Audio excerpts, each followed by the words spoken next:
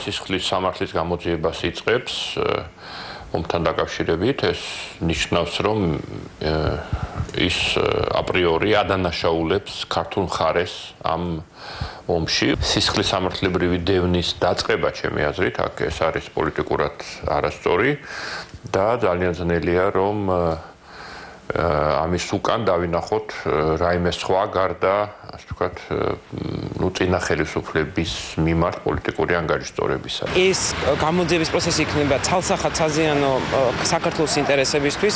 მას შემდეგ, რაც გააკეთა პრემიერმა განმარტება, რომ პრაქტიკულად გამოძიებას ერქმევა სახელი უკვე ომის დაწყებაში წინა მთავრობის ბრალდების გამოძიება, ეს პოლიტიკური კონტექსტი შემოიტანა ამ განცხადებიდან და ბუნებრივია ეს ცალსახად საზიანო, იმიტომ რომ არ არსებობს ცალკე მდგარი პრეზიდენტი, არსებობს ქვეყანა, რომელიც აგებს პასუხს მსგავს რაღაცებზე.